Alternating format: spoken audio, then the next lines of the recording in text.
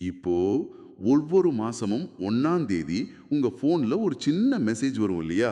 ஆமா, அந்த சம்பளம் கிரெடிட் ஆன மெசேஜ் தானே? அதேதான். அந்த மெசேஜ் பார்த்த உடனே இந்த உலகத்திலேயே நீங்க தான் பெரிய கோடீஸ்வரன் அப்படிங்கிற மாதிரி ஒரு மிதப்பு தோணும். கண்டிப்பா தோணும். இந்த மாசம் என்னென்ன பொருட்கள் வாங்கலாம், எங்கெல்லாம் பயணம் போலான்னு மனசுக்குள்ள நிறைய கனவுகள் ஓடும்.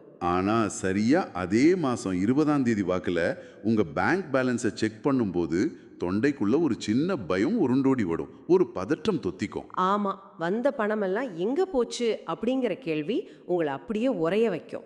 அதான் இந்த உளவியல் போராட்டத்துக்கு பின்னால உண்மையிலே என்ன நடக்குது அப்படிங்கறத தேடுறது தான் இன்னைக்கு நம்மளோட இந்த ஆழ்ந்த தேடலோட முக்கிய நோக்கம். ஒரு மிக முக்கியமான தலைப்பு இது. இன்னைக்கு நம்ம கிட்ட நிரந்தர செல்வத்தின் கட்டமைப்பு, அதாவது the architecture of lasting wealth அப்படிங்கிற ஒரு மிக முக்கியமான மூலக்கட்டுரையிலிருந்து எடுக்கப்பட்ட சில ஆழமான குறிப்புகள் இருக்கு. இதை படிக்கும்போது நாம் ஒவ்வொருத்தரும் அன்றாட சந்திக்கிற ஒரு பெரிய முரண்பாட்டை இது முகத்துல அரைஞ்ச மாதிரி சொல்லுது. ஆமா, அந்த மூல ஆதாரத்தோட முதல் வரியே இப்படிதான் தொடங்குது. நிறைய பேர் மிக சிறப்பா சம்பாதிக்கிறாங்க, ஆனா மாசம் முடியும் முன்னாடியே பணம் எல்லாம் காலியாயிடுது அப்படின்னு. சரி, இதை கொஞ்சம் விரிவாக அலசுவோம். நிச்சயமா. ஒரு புறம் மனிதர்கள் முன்பை விட அதிகமா சம்பாதிக்கிறாங்க, தொழில்நுட்பம் வாய்ப்புகள்னு எல்லாமே பெருகிடுச்சு. ஆமா, நிறைய வாய்ப்புகள் இருக்கு. ஆனா மறுபுறம் லட்சங்கள்ல வருமானம் ஈட்டுபவர்களுக்கு கூட நிதி நெருக்கடி கழுத்தை நெரிக்குது. இது ஏன் நடக்குது? அதிக வருமானம் எப்படி ஒருவரை வறுமையின் விளிம்புல நிறுத்துது? இது ரொம்ப சுவாரஸ்யமான கேள்வி. இதுல ஆச்சரியமான விஷயம் என்னவென்றால், பணம் சம்பாதிப்பது மட்டும் ஒருவரை செல்வந்தரா மாற்றுவதில்லை அப்படிங்கறத இந்த கட்டுரையாளர் மிக தெளிவா உடைச்சு சொல்றார். ஓ, ஆனா நாம பொதுவா என்ன நினைக்கிறோம்? எனக்கு இன்னும் கொஞ்சம் சம்பளம் அதிகமானா என்னுடைய பணப்பிரச்சனைகள் எல்லாம் நிரந்தரமா தீர்ந்து விடும் அப்படின்னு நம்ம முழுமையா நம்புறோம். உண்மைதான், எல்லாரும் அப்படித்தான் நினைக்கிறாங்க. ஆனா இந்த கட்டுரை ஒரு பெரிய எச்சரிக்கையை முன்வைக்குது. உங்க வாழ்க்கைக்குள்ள நுழையிற பணத்தோட அளவு அப்படிங்கிறது சமன்பாட்டின் ஒரு பாதி மட்டுமே.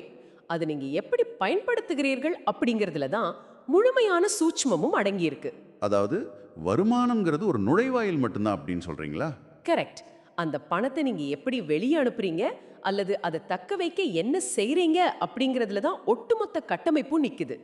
உள்ள வர்ற பணத்தை விட அதை கையாளும் விதமே உண்மையான செல்வத்தை தீர்மானிக்குது. ஒரு நிமிஷம், வருமானங்கிறது வெறும் நுழைவாயில் அப்படின்னு சொல்றது கேட்பதற்கு நல்லா இருக்கு. ஆனா நடைமுறையில எனக்கு சம்பளம் கூடுனா என் பிரச்சனை தீரும் தானே எல்லாரும் நம்புறாங்க. அது ஒரு மாயாதான். இதை நான் வேறு ஒரு கோணத்துல பார்க்குறேன். வருமானத்தை அதிகரிக்கிறது அப்படிங்கிறது நம்மளோட ஸ்மார்ட் போனுக்கு அதிக திறன் கொண்ட ஒரு ஃபாஸ்ட் சார்ஜர் வாங்குறதுக்கு சமம். ஓ, எப்படி சொல்றீங்க? நாம என்ன நினைக்கிறோம், மின்னல் வேகத்துல சார்ஜ் ஏறுற புதிய சார்ஜரை வாங்கிட்டா, அதாவது அதிக சம்பளம் வாங்கினா போன் எப்பவுமே ஆஃப் ஆகாம இருக்கும்னு நம்புறோம். ஆனா நிஜ பிரச்சனை சார்ஜர்ல இல்ல. அப்ப எதுல பிரச்சனை? நம்மளோட போன்ல பின்னணியில ஓடிக்கிட்டு இருக்க 50 வெவ்வேறு ஆப்ஸ்ல இருக்கு. இணையதள சந்தாக்கள், தேவையற்ற மாத தவணைகள், ஆடம்பர செலவுகள்னு இந்த பேக்ரவுண்ட் ஆப்ஸ் இருக்கிற வரைக்கும் நீங்க எவ்வளோ பெரிய சார்ஜரை பயன்படுத்தினாலும் ஃபோன் ஆஃப் ஆயிடும் இல்லையா? கரெக்ட். சாயங்காலம் 5 மணிக்கு பேட்டரி தீர்ந்து ஃபோன் அணைந்து விடும். அதே போல தான் சம்பளம் எவ்வளவு உயர்ந்தாலும் இந்த பின்னணி செலவுகள் நீங்க அறியாமலேயே உங்க வருமானத்தை உறிஞ்சிடுது இல்லையா? மிகச்சரியான ஒப்பீடு. நீங்க சொல்ற இந்த பின்னணி ஆப்ஸ் தான் பொருளாதாரத்துல ரொம்ப ஆபத்தான ஒரு மாயையை உருவாக்குது. அதாவது நம்ம செலவுகள். ஆமா, வருமானம் கூட கூட நம்மளோட வாழ்க்கை முறையின் செலவுகளும் நம்மை அறியாமலேயே ஊர்ந்து கழுத்தை நெரிக்கும். இதை வரையறுக்கலாம். இங்க ஒரு ஆழமான உளவியல் உண்மை இருக்கு. என்ன உளவியல் அது? ஏன் நாம அந்த பின்னணி ஆப்ஸை அழிக்காம வச்சிருக்கோம்? ஏன் வருமானம் உயரும் போது செலவுகளையும் நாமே தானாகவே உயர்த்திக்கிறோம்? ஆமா, ஏன் அப்படி பண்றோம்? இதுக்கு முக்கிய காரணம் பணத்தை கையாளும் முறையில வந்திருக்க தொழில்நுட்ப மாற்றங்கள் மற்றும் மூளையின் செயல்பாடுகள். தொழில்நுட்ப மாற்றங்களா? அப்போ நமது மூளையில உள்ள வலியை உணரும் நரம்பியல் பகுதி தூண்டப்படும். ஓ, பணத்தை இழக்கிறோம் அப்படிங்கிற ஒரு உணர்வு நேரடியாக தாக்கும் இல்லையா? ஆமா, ஆனா இன்னைக்கு விரல் நுனியில திரையை தொட்டு பணத்தை அனுப்பும்போது மூளை அந்த வலியை உணர்வதே இல்லை. எந்த விதமான வலியும் இல்லாத செலவுகள் மிக எளிதா நம்மை அறியாமலேயே அன்றாட பழக்கமா மாறிடுது. தொழில்நுட்பம் செலவுகளை ரொம்ப எளிதாக்கிடுச்சு. அதனால நம்ம அதிகமாக செலவு செய்கிறோம் அப்படிங்கிறத நான் ஏற்றுக்கிறேன். ஆனால் தொழில்நுட்பம் மட்டுமே இதுக்கு காரணம்னு சொல்றது நம்மளோட தவறுகளுக்கு வேற ஏதோ ஒன்று மீது பழிய போடுற மாதிரி இல்லையா? அதுவும் ஒரு வகையில உண்மைதான். இந்த கட்டுரையை சுட்டிக்காட்டும் அந்த 3 காரணங்களை நான் கவனிச்சேன். தேவையற்ற செலவுகள், மற்றவர்களை பிரமிக்க வைக்கும் மோகம், அப்புறம் சேமிப்பில்லாத பழக்கம். ஆமா, இந்த மூன்றும் தான் முக்கிய காரணங்கள். இதுல என்ன ரொம்ப யோசிக்க வச்சது அந்த இரண்டாவது புள்ளி தான். மற்றவங்க நம்ம பார்த்து என்ன நினைப்பாங்க அப்படிங்கிறதுக்காக நாம ஏன் இவ்வளோ செலவு செய்யணும்? அது மனிதர்களோட இயல்பு. ஒரு சாதாரண கைக்கடிகாரம் வாங்கினா கூட அதுல உள்ள பிராண்டு என்னை விட மற்றவர்களுக்கு பளிச்சுன்னு தெரியணும்னு என் மூளை ஏன் துடிக்குது? இது வெறும் பெருமையா இல்ல வேற ஏதேனும் ஆழமான காரணம் இருக்கா?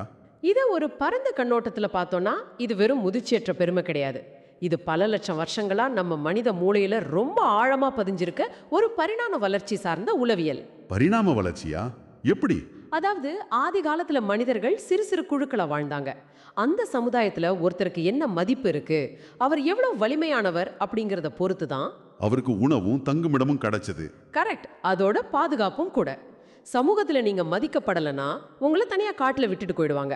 அது கிட்டத்தட்ட மரணத்துக்கு சமம். அப்போ மற்றவர்களோட அங்கீகாரத்தை பெறுவது அப்படிங்கிறது அன்னைக்கு நமது உயிர் பிழைத்தலுக்கான மிக முக்கியமான ஒரு தேவையா இருந்துச்சு.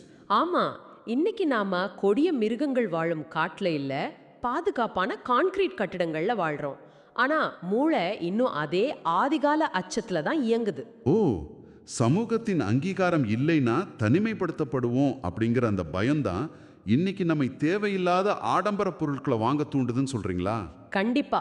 மூளையை பொறுத்தவரை சமூக அந்தஸ்து அப்படிங்கிறது உயிர் பிழைப்பதற்கான ஒரு தந்திரம். இங்குதான் விஷயம் ரொம்ப சுவாரஸ்யமாகுது. அப்படி என்றால் நான் ஒரு விலையுயர்ந்த காரையோ அல்லது லட்சக்கணக்கான ரூபாய் மதிப்புள்ள ஒரு ஆடையையும் வாங்கும்போது நான் வசதியா இருக்கிறேன் எனக்கு நானே சொல்லிக்கிறத விட வேற என்ன நினைக்கிறீங்க? என்னை உங்க கூட்டத்துல ஒருவனா சேர்த்துக்கோங்க, நான் உங்களை விட குறைந்தவன் இல்ல அப்படின்னு சமூகத்துக்கு மறைமுகமா கெஞ்சுறேன்னு சொல்றீங்களா? ஆமா, அதுதான் உளவியல் ரீதியான உண்மை. இது கேட்பதற்கு கொஞ்சம் கசப்பா இருந்தாலும் நாம சமூக வலைத்தளங்கள்ல பகிரும் ஒவ்வொரு புகைப்படத்தின் பின்னாலும் இந்த ஏக்கம் ஒழிஞ்சிருக்கு அப்படிங்கிறது தான் நிஜம் போல இருக்கு. முற்றிலும் உண்மை. இப்போ உள்ள நவீன உலகத்துல ஒருவருடைய உண்மையான திறமையோ அவரோட குணத்தையும் ஆராய்ந்து மதிப்பிடுறதுக்கு யாருக்கும் நேரம் இல்லை. அதனால சமூகம் மிக எளிதா வெற்றியை அளவிட சில குறுக்கு வழிகளை தேடுது. கரெக்ட். ஒருத்தர் எந்த பகுதியில வீடு வாங்கியிருக்கார், எந்த முத்திரையிடப்பட்ட ஆடைகளை அணியிறார் அப்படிங்கறத வச்சு அவரோட வெற்றியை சமூகம் எடை போடுது. அத கட்டுரையாளர் ரொம்ப கடுமையா சாடுறார் இல்லையா? ஆமா, நாம வாங்கும் பொருட்கள் நமது சொந்த பயன்பாட்டிற்கான கருவிகள் அல்ல. நாம எந்த சமூக அந்தஸ்துல இருக்கிறோம் அப்படிங்கறத ஊருக்கு தெரிவிக்கும் அடையாள அட்டைகளாகவே அவற்றை நாம பயன்படுத்துறோம். ஆனா இதுல என்ன பிரச்சனை? பிரச்சனை என்னன்னா இந்த அடையாள அட்டைகளை வாங்குவதற்கு நீங்க கொடுக்கும் விலை உங்களோட எதிர்கால சுதந்திரம். உங்களுக்கு சற்றும் தொடர்பில்லாத, ஒருவேளை உங்களுக்கு பிடிக்காத மனிதர்களின் பார்வையில உயர்ந்தவராக தெரிவதற்கு உங்களோட எதிர்கால உழைப்பை அடமானம் வச்சு இந்த பொருட்களை வாங்குறீங்க. அதேதான். இது நினைக்கும் போது ஒரு முட்டாள்தனமான, இலக்கே இல்லாத ஒரு ஓட்டப்பந்தயத்துல ஓடிக்கிட்டு இருக்கிறது போல தோணுது. சரி, இந்த பந்தயத்துல இருந்து நம்ம விலகிட்டோம்னு வச்சுக்குவோம். சரி, மற்றவர்களை பிரமிக்க வைக்கும் அந்த மோகத்தை துறந்துட்டோம். தேவையில்லாத அந்த பேக்ரவுண்ட் ஆப்ஸ் எல்லாம் அழிச்சிட்டோம்.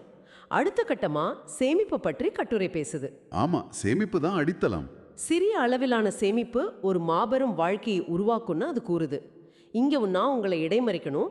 இது கேட்பதற்கு உத்வேகம் தரும் புத்தகங்கள்ல வர்ற ஒரு வரிகளை போல இருக்கு. ஏன் அப்படி சொல்றீங்க?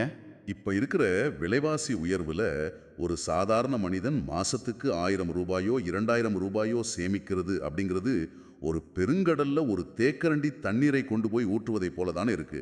நீங்க சொல்றது ஒரு வகையில லாஜிக்கா இருக்கலாம்.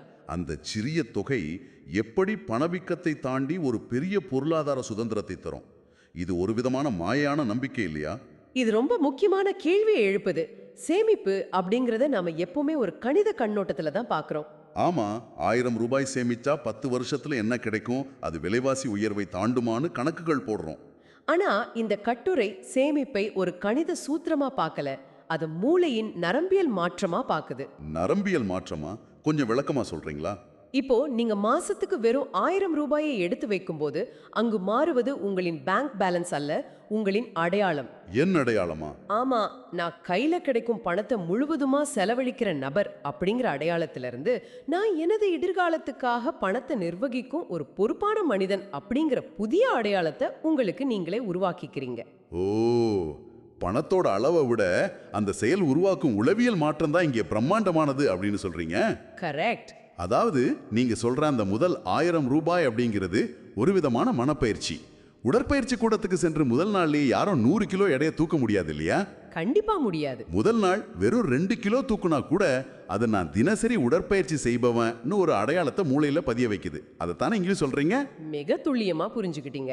அந்த சிறிய சேமிப்பு பணத்தை சேமிக்க முடியும் அப்படிங்கிற பழக்கத்தோட வலிமையை மூளையில உருவாக்குது. அது ஒரு தசைநாரை போல தொடர்ந்து செயல்படும் போது வலுவடையுது. ஆமா, அந்த அடையாளம் மாறிடுச்சுன்னா அதுக்கப்புறம் வர பெரிய வருமானத்தையும் நாம சரியாக கையாளுவோம். அந்த பழக்கம்தான் உங்களோட பொருளாதார விதியை தீர்மானிக்குது. ரொம்ப ஆழமான கருத்து இது. ஒவ்வொரு முறை நீங்க ஒரு ஆடம்பர பொருளை வாங்காம, சமூகத்தோட அழுத்தத்திற்கு வளைந்து கொடுக்காம அந்த பணத்தை சேமிக்கும் போதும் நீங்க உங்க மூளையில உள்ள சுய கட்டுப்பாடு அப்படிங்கிற நரம்பியல் பாதையை வலுப்படுத்துறீங்க. இந்த பழக்கம் மெதுவா வளர்ந்து நம்மளோட மற்ற நிதி முடிவுகளையும் ஆட்கொள்ளும் இல்லையா? ஆமா, சரியான முதலீடுகளை தேர்ந்தெடுப்பது, ஆபத்துகளை தவிர்ப்பதுன்னு எல்லாமே இந்த சிறிய பழக்கத்துல தான் முளைவிடுது. அதனால தான் மூலக்கட்டுரை தனது இறுதி வரியில ஆணித்தரமா கூறுது, பணத்தை உங்களிடம் தங்க வைக்க வேண்டும் என்றால் முதலில் உங்களின் பழக்கங்களை மாற்ற வேண்டும்னு. ஆமா, நம்மளோட அன்றாட பழக்கங்களை மாற்றாம நமக்கு பல கோடிகள் அதிர்ஷ்டத்துல கிடைச்சாலும் அந்த பழக்க தோஷம் சில வருடங்கள்லயே அந்த பணத்தை முழுமையா அழிச்சிடும். 100க்கு 100 உண்மை. இது ரொம்பவும் ஆழமான சிந்தனை. பணத்தோட அளவு முக்கியமல்ல, பணத்தை கையாளும் நமது பழக்கமே எல்லாவற்றையும் தீர்மானிக்குது. இந்த உரையாடலின் மூலம் நாம ஒரு தெளிவான புரிதலுக்கு வந்திருக்கோம். நிச்சயமா. நாம அதிக சம்பளம் வாங்குறோம் அப்படிங்கிற மிதப்புல இருக்கும்போது அந்த போன் பேட்டரி போல பின்னணியில ஓடும் தேவையில்லாத செலவுகள் நம்மை உறிஞ்சுது.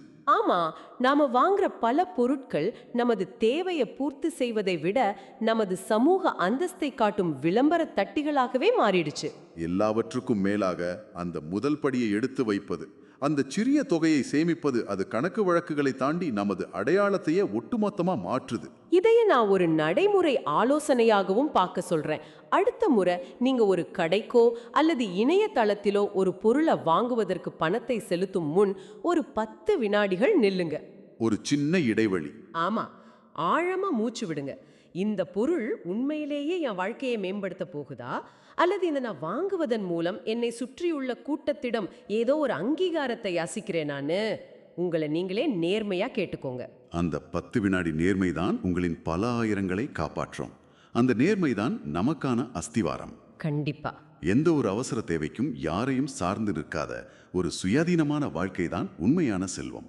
அந்த செல்வத்தை உருவாக்குறது அப்படிங்கிறது வெளி உலகத்துல இல்ல, அது உங்களின் மனமாற்றத்துல தான் இருக்கு. மிகச்சரியா சொன்னீங்க. சரி, இன்றைய இந்த நுணுக்கமான அலசலோட முடிவுக்கு வந்துட்டோம். இந்த உரையாடலை நிறைவு செய்வதற்கு முன் ஒரு புதிய கோணத்தை உங்களின் சிந்தனைக்கு விட்டு செல்ல விரும்புகிறேன். சொல்லுங்க. நாம எப்பவுமே செல்வத்தை ஒருத்தர்கிட்ட இருக்கும் பொருட்கள், அவங்க ஓட்டும் கார், அவங்க அணியும் ஆடை ஆகியவற்றை வச்சு அளவிடுறோம். ஆனா உண்மையான செல்வம் அப்படிங்கிறது கண்ணுக்கு தெரியாதது. எப்படி கண்ணுக்கு தெரியாதது? அது நீங்க வாங்க மறுத்த அந்த விலை உயர்ந்த கார், நீங்க தவிர்க்க முடிவு செய்த அந்த ஆடம்பர செலவு, செலவழிக்கப்படாம உங்க கட்டுப்பாட்டில் இருக்கும் அந்த பணம் தான் உங்களுக்கு உண்மையான சுதந்திரத்தை தருது. ரொம்ப அருமையான பார்வை. அப்படி என்றால் கண்ணுக்கு தெரியும் பொருட்களை மட்டுமே வச்சு விற்றி அளவிடப்படும் இந்த மாயையான சமூகத்துல கண்ணுக்கு தெரியாத அந்த உண்மையான செல்வத்தை, உங்களின் சுதந்திரத்தை நீங்க எப்படி அளவிட போறீங்க? சிந்தித்து பாருங்கள். மீண்டும் ஒரு சுவாரஸ்யமான தேடலில் சந்திப்போம்.